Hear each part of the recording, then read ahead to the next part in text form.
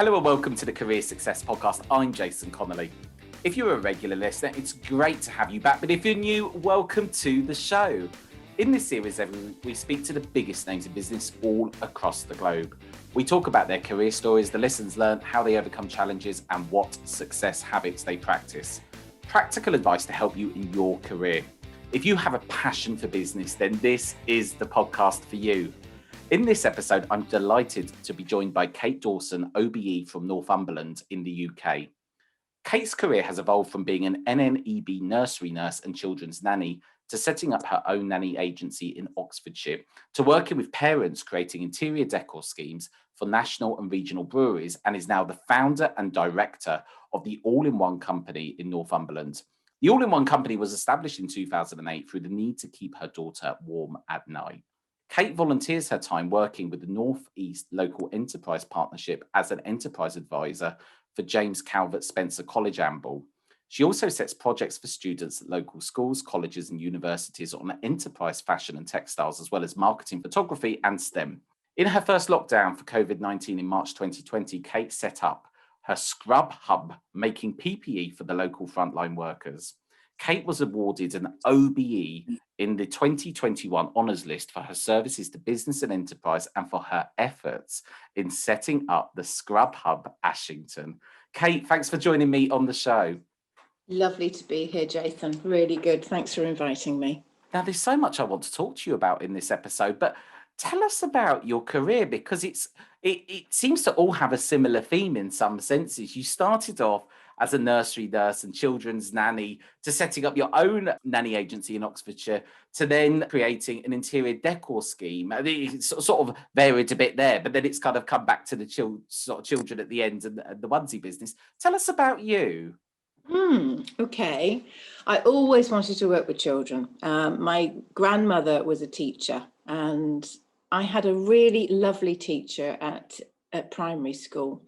And I really idolized her lifestyle. She lived on her own in a little cottage in the village. She had a dog. Her boyfriend came to visit, and she was just the most amazing teacher. And I loved her. And I thought, I want to be like that when I'm older.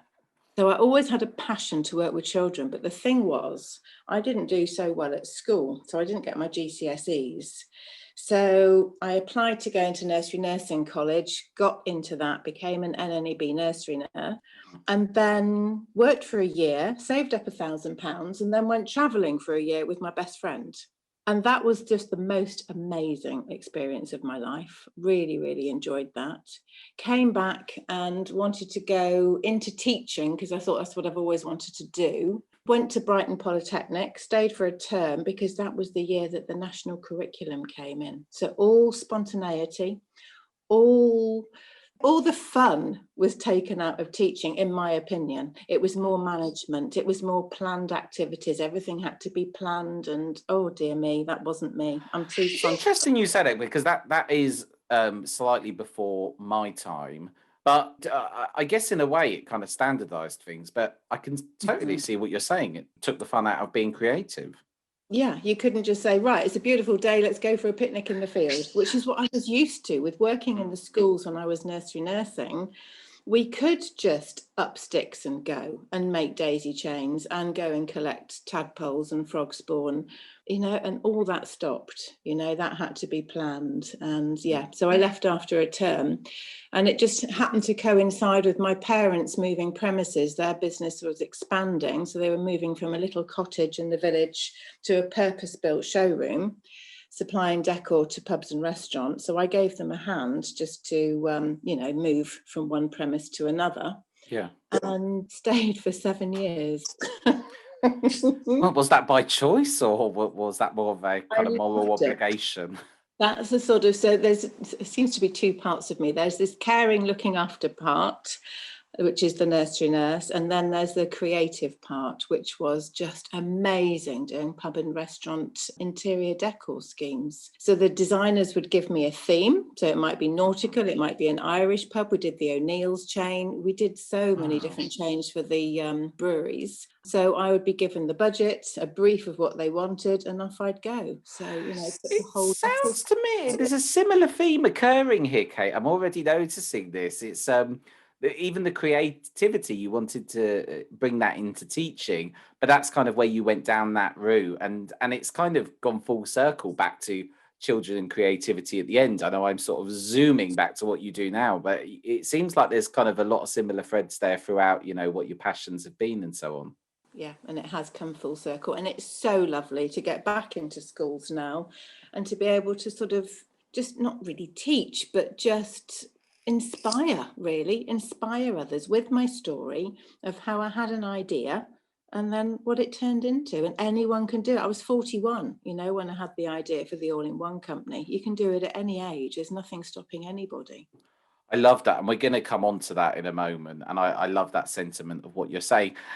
During the interior decor, how did that kind of? I'm guessing it's obviously a very complicated business as well, kind of putting it all together, and having the demands of a client, and you're managing that creative process, and maybe a client having one concept, you having another, trying to get people on the same page. I'm guessing that must have taught you, a hell of a lot throughout your kind of time there, and has equipped you with a multitude of different skills.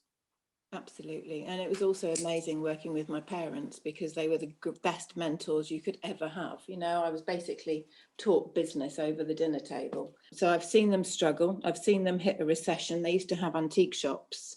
They got through a recession in the 1970s. And Dad came out the other side of that, reinventing themselves to be able to supply the pubs and restaurants with decor when the first Bernie Inns launched. So, it's evolving. It's being able to just, it's Darwinism of business, isn't it? It's survival of the fittest. And you've got to keep evolving and serving the needs of your customers. So, yeah, it was an amazing experience. And what they had was a cash and carry business. What I brought to it was a supply and fix business. So the customers already knew my parents, the business. They'd worked with them for years. I was just giving that add-on of actually going into the pub, having the meeting with the designer and putting the whole scheme together and installing it with a team of fixers. That's no mean feat to go from doing what you was underestimate just exactly the transition that you made there. And I'm guessing there must have been many challenges associated with that, and lessons that you had to learn, somewhat very quickly, because to go from doing that to be dealing with, national chains that we all know, love, and once upon a time drank at, and we will do again. But that must have been tough. It wasn't, because I loved it. And I think if you love anything, it's not tough, because you just put your heart and soul into it and just love it. I worked from like 6 a.m. until 10 p.m. It was just, I loved it. So you were doing that, you did all these different projects. How did it come to you to a point where you said, right, okay, I'm going to leave this and I'm going to move on to do the next thing? Okay, Mum and Dad decided to sort of take a bit of a back seat. They wanted to go into a semi-retirement. And at the same time, I was about 31 and wanted to start a family. So it all sort of like happened at the right time. So the business was closed down, everything sold off, the premises sold. I stopped, had my son Henry. And then when he was about 1.5 years old, I wanted to go back to work, but didn't know quite what to do. So that's when the next phase started. And tell us about how it started, because, and I must say on that subject, the create your own onesie, I was looking earlier at the website and it just feels so authentic. It's such a great product, and we'll kind of talk more about that, but just the whole kind of ethos behind it, and the whole sort of what was the inspiration to kind of start it. It's beautiful, and it's even when I was on the website earlier, I just felt good looking at it, Kate. I felt like I wanted to crawl under my weighted blanket and have a moment. But tell us about kind of that journey and how it all kind of got started for you. Okay, well, there was a step between the pubs and the all-in-one company, and that step was upstairs, downstairs domestic recruitment. So when Henry was about 1.5, I wanted to go back to work, but didn't know quite what to do. And I thought, well, I could go back to nannying because I'm a qualified nanny, and then I could take Henry with me. So I applied for different nanny jobs through agencies, And they were quite happy to put me forward for interviews with families, but didn't interview me themselves and didn't police check me and didn't check any references. So I said to a very good friend, my goodness, this is disgusting. I could do better myself. So she said, why don't you then? I set up a nanny agency in Banbury and did that for 7 years. And it turned, because I was in the scene then, because obviously Henry was 1.5, I was going to all the baby groups and baby bounce and toddlers and reading books, the little reading sessions and everything. So I was getting to know other mums in similar situations, and they were saying, oh, all I need is somebody just to mop the floor twice a week. So I'd find them a cleaner. And then other people would want live-in couples, or they just lost their driving license and needed a driver for a year. Some people needed a gardener.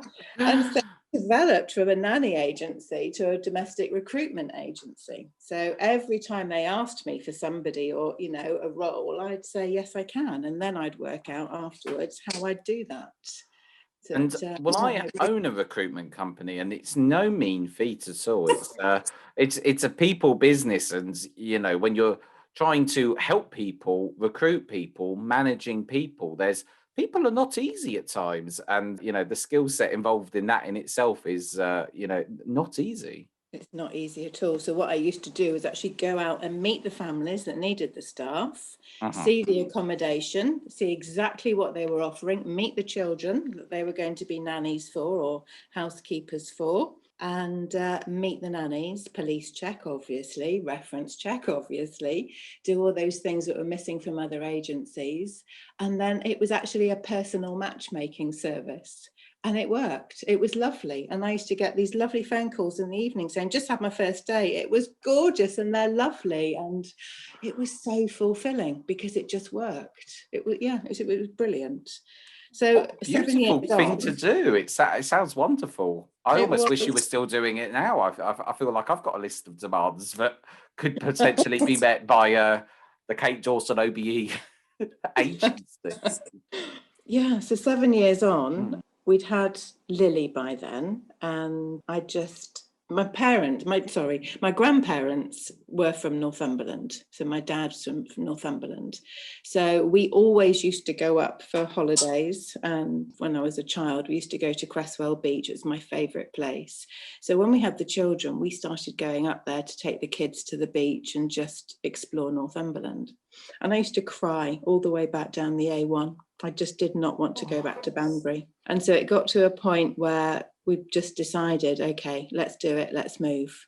So Henry was having a bit of a hard time at school. He was being bullied at first school. And it just, it was just the right time, just a fresh start for everybody and just get away and start again. And that was when Lily started waking up at night because she was cold. Because when she was little, she used to wear fleecy, lovely fleecy baby grows, and she'd be warm and snug. But because she was such a fidget, and I mean literally such a fidget, she would kick off covers and wake up cold every night. So I needed this fleecy sleep suit for a child who was over 18 months old, and I just couldn't find them on the high street. So that's when the idea sparked when we were still in Banbury. We moved up to Northumberland because that's, home is where the heart is, and my heart was most definitely here. And it just so happened that in Ashington, it was where all the big sewing factories were. Could you believe it?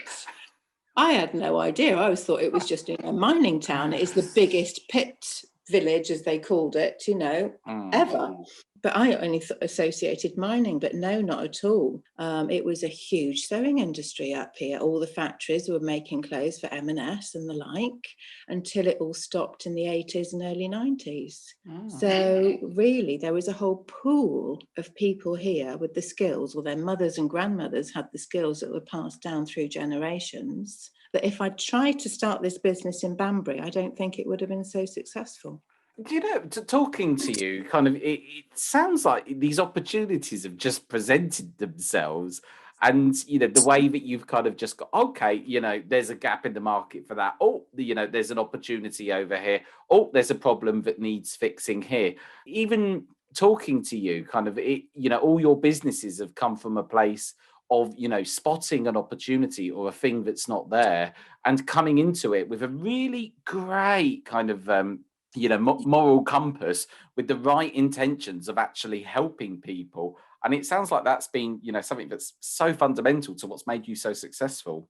Absolutely. But there has been, I remember I sold upstairs, downstairs when we were in Banbury to a lady, can you imagine, who was moving down from Northumberland to live in Oxfordshire as we were moving up. I could not believe it. So I sold that as a going concern, while the all-in-one company was just a little seed. Okay, that was not a definite business at all. It was just an idea just to keep Lily warm at night. And I did actually go for an interview at a recruitment agency, and they asked me to do a typing test, a speed typing test, and something else and something else. And I failed. I failed everything. And they said, sorry, there's no jobs for you. And I remember walking back up to the house through Banbury, feeling so low that I was basically unemployable. So. And you believed that in that moment. You really thought that, that was it. Even though you'd been so successful at all these things previously, it sounded like that, really knocked you. Yeah, because I couldn't type fast enough. Yeah, I was unemployed. How crazy. It was awful. So there has been low points, and I honestly thought I can only work for myself because nobody else will employ me, which is really, I don't know, it's bizarre, isn't it? But, at the time, that's how I felt.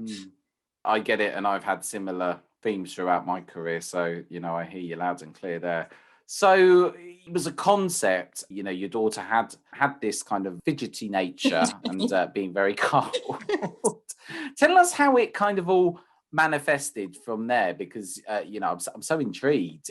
So you was in Northumberland, all these, and it's so sad, isn't it, that industry has died. And I really hope one day, and I think I do honestly, hand on heart, think we're starting to move back towards, wanting to have things manufactured in the UK. I think I'm not going to go down the geopolitics line now about China, but I think if anything, it's taught us that actually, I like British things. I like things which are made in this country. And, I really hope that those places like Northumberland and those industrial towns really start to, over the next decade, we start to bring more things back domestically, because it's such a shame that we're losing these skills. And I think it would be nice to have a manufacturing business. And I think Brexit's brought up all kinds of opportunities. I'm going off on a massive tangent, but I think that, what you've kind of done there, and I actually spoke to Emma Willis, who has an OBE, and she has a manufacturing business, really successful individual in men's shirts. So a few episodes ago, we talked all about that and kind of the manufacturing industry. But so tell us how it all kind of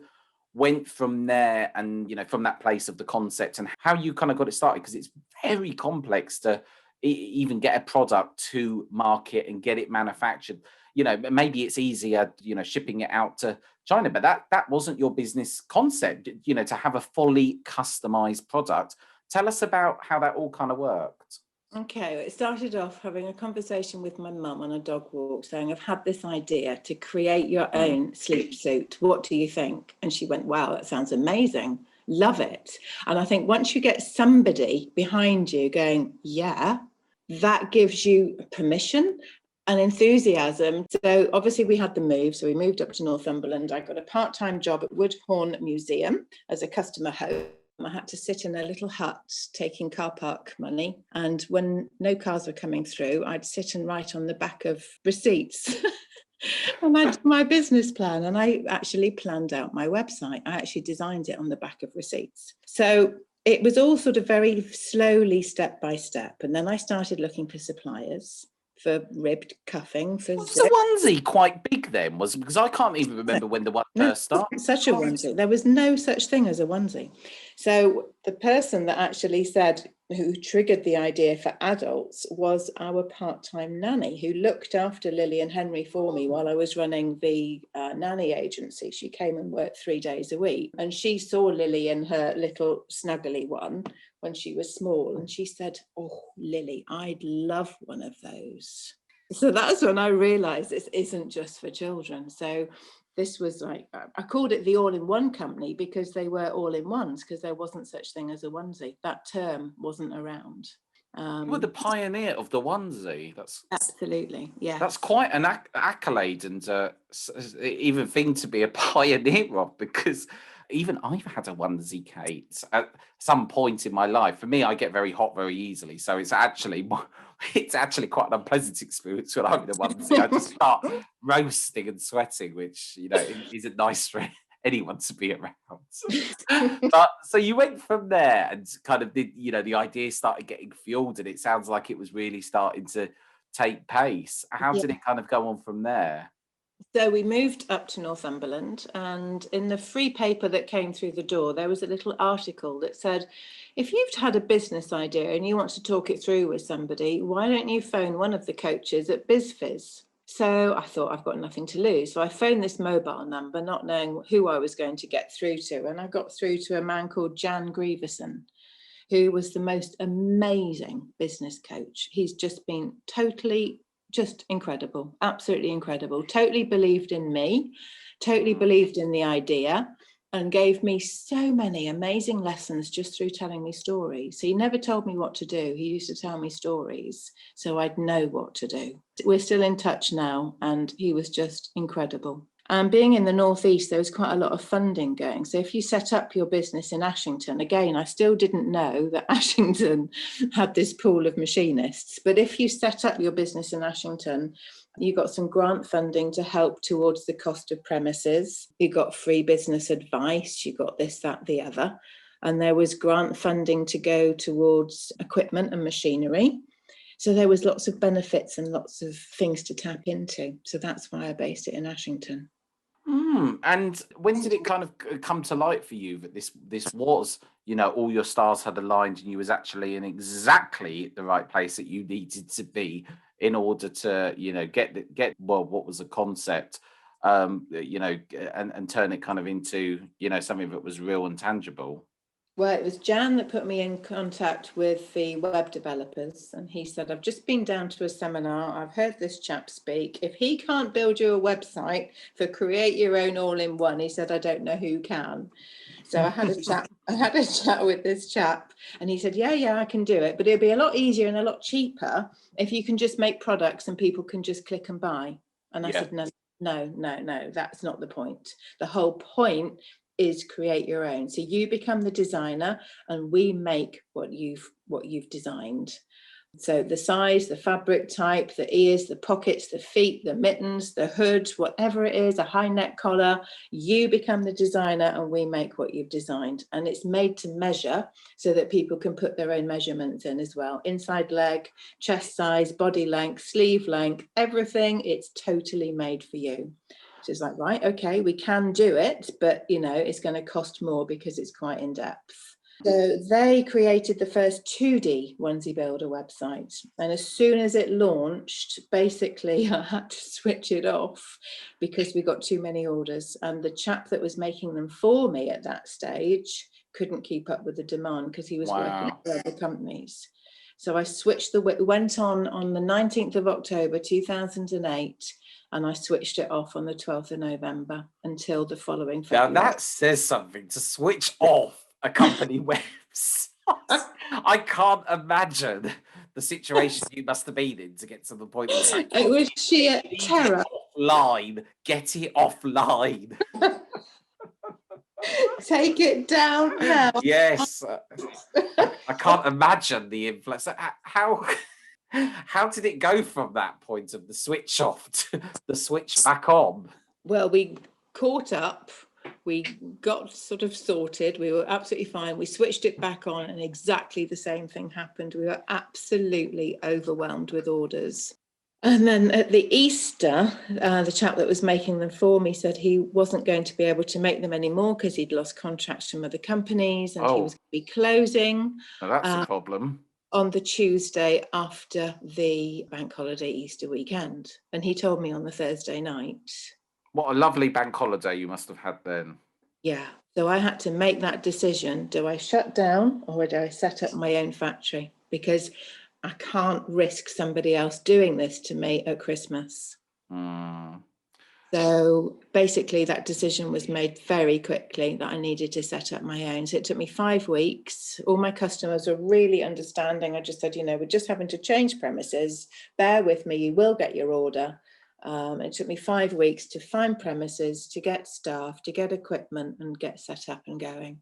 How now that in itself is beyond a challenge, because you were, at the kind of mercy of the person who had the expertise on the other side that you didn't have. You had the concepts, and all these other elements. But how did you build that kind of infrastructure to be able to take full control of the process? I'd found out that a factory in Northumberland had recently closed down. I think she'd sold out to a different company. So I got in contact with her and I said, are there any members of staff that might be able to help? I explained what we were doing, that might be able to want to be employed by us, be able to help me. And she said, yes, I think so. There's 3 that come to mind. I'll have a chat with them and get them to contact you if they're interested. So that's how I got my 3 first members of staff. And because they were all experienced machinists or cutters, they basically taught me how to do this. I was all ears, all eyes, just listening and learning of how the factory had to be set up, where the machines had to go, how the cutting tables had to be made, what height they had to be made.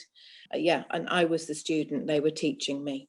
And that must have been quite a kind of, I guess a bonding experience in a way for you to kind of have this business that, was evidently so successful, but be in a position where, you were really having to kind of learn it yourself as you were going, from a place of not learning it with no orders, learning it from a place of a website that was being switched on and off like the Blackpool lights by the sounds of it.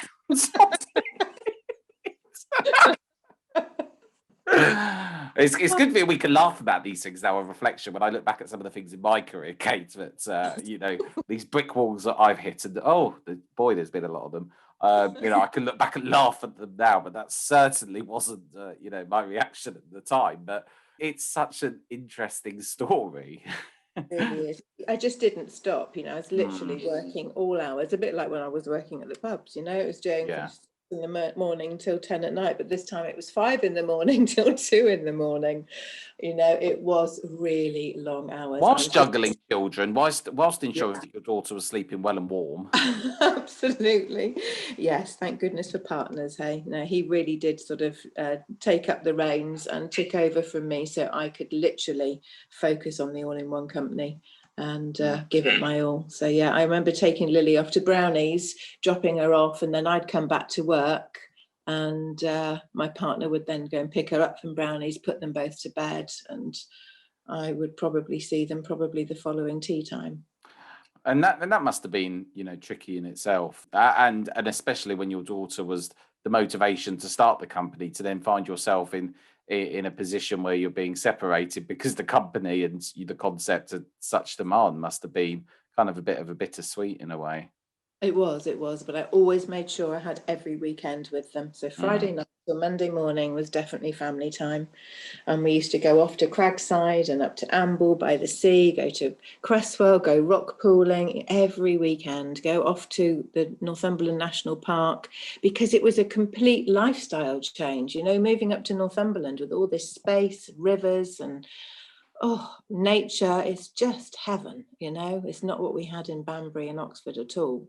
So, we really wanted to get into that and experience that and give the kids a completely different lifestyle. I've never been to Northumberland, but you should definitely be working on the tourist board or something, because you've definitely sold it to me, that's for sure. How long did it take for you to kind of get from that point of starting up the factory, getting it up and running, to a point where the business was able to cope, it was able to kind of function, it was able to kind of sustain everything that was going on, from the orders coming into them, going out? Did that take a long time?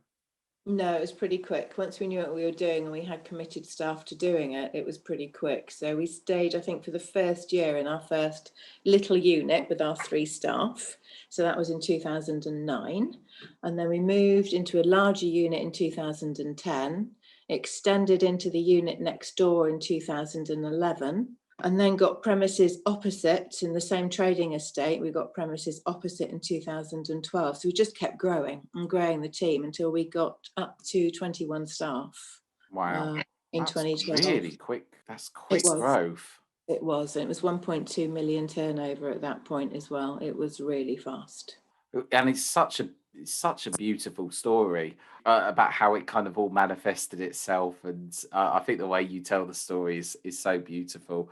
You to kind of talk about what you do kind of current day and to bring things back to now. You was awarded an OBE in 2021 for your services to business and enterprise and for your efforts in setting up the Scrub Hub Ashington. Tell us about that. That was such a bolt out the blue, I cannot tell you. Do you know who So, nominated you? no, I still don't. Still don't. And they said, they'll probably come out the woodwork once it's been announced. And they didn't. I Oh, have they've no stayed idea. in the shadows. They have indeed. And I learned today it takes 2 years to 18 months for the nomination to actually be processed. Oh. So it's nothing that's happened very recently, just the stuff that I've done recently, I think, has been added to it. But yeah, Do you have a no, potential shortlist of people that you think it might be? I did, but then I was getting, oh, congratulations. Oh, I had no idea, and oh, well done. So no, still don't know. It's really intriguing. I don't know if I'll ever know at this point. It would be nice to know. But Oh, yes, it's I kind think of the mystery of it. It is beautiful in itself, and I know the process, the application process in itself is not easy. Well, yeah. you've obviously made an impression on people, Kate. There's no two ways about that. And and I love it. You're bringing back the industrial era to Northumberland, and I think that's such a great thing to even have as an accolade because I think we all have real respect and passion for things that are made in this country. What's kind of next for you, and where do you see the kind of business going? Have you got kind of plans for the next few years and where you want to be? And it sounds like you've really kind of had your hands a lot in kind of charity and apprenticeship programs, and you've been immersed in the world of PPE for that of COVID. What's kind of next for you? Well, it's really lovely that Lily has joined the company. She did her level 3 in digital marketing last year, and she's now doing her level 4. Oh So wow. it's so lovely to have Lily on board. And Henry's just So I'm joined. still thinking Lily's small. I'm still Lily being in the onesie. I haven't quite progressed to the fact that Lily is now grown up. Bigger, yes.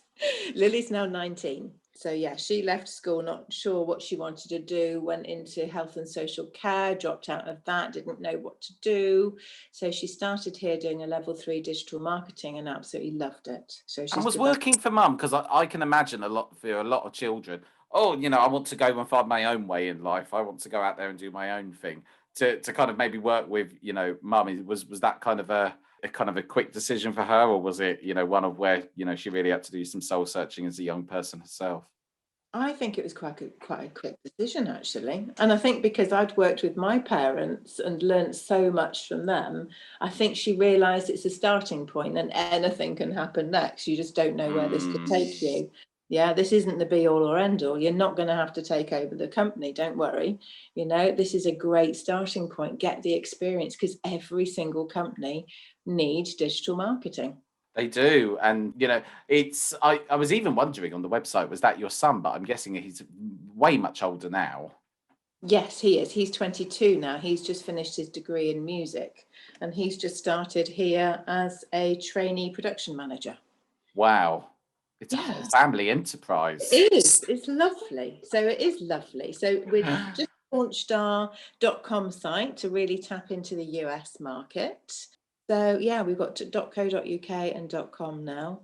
So hopefully with all of us on board, we can keep expanding, keep bringing these skills back. I'm really desperate to get the younger generation in on the apprenticeships for sewing and cutting rather than, people who are in their later years. They're great machinists, they've got the experience, which is just fantastic, but I just really want the younger generations to show an It's interest, so nice start for getting people to come involved. in and get a real craftsmanship. It's something I think we've lost a lot in this country, and I think it's something that, especially kind of people that want to go down a vocational route, I think there's a real pressure now these days for people to kind of go to university, and that's almost seen as the route you have to go down. And my route to where I am now was not one of academic. If anything, I couldn't wait to slam the door shut when I left school. To being bullied for so many years, I was like, right, I'm off. See you later. So yeah, and I'm all about apprenticeships as well. So I think that's such a lovely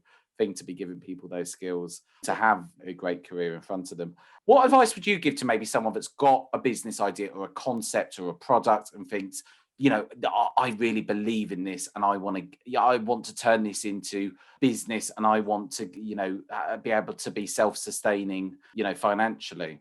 I would say, first of all, believe in yourself. Secondly, get your network going. It's from people. You need to know people. You need to know the right people to go for the right help. You cannot be an expert in all aspects of business. It's impossible. So you need somebody great in accounts. You need your doers, if it's manufacturer, you need your manufacturers. You need a great supply chain. You need to build trust with your suppliers. There's a whole big picture, it starts with this little acorn and does grow into a big oak tree. But it's understanding that whole concept and getting advice and help. Don't think you can do it all on your own, because you really can't. And Kate is flying the flag for Northumberland. So if you are in the textiles industry, there is a talent pool there waiting to be tapped into. Kate, if people want to find out more about you, or indeed they want to go to the All-in-One Company, where can they go to? The website is www.theallinOnecompany.co.uk, and all the links to our social media and everything are on the homepage. Kate, it's been so nice talking to you. Thank you so much for joining me on this episode. There's been so many valuable lessons, and I think your anecdotes are going to help so many different people. So thank you so much. It's been an absolute pleasure. Thank you for asking. That was Kate Dawson OBE from Northumberland, from the All-in-One Company. I'm Jason Connolly. This is the Career Success Podcast. Until next time, goodbye.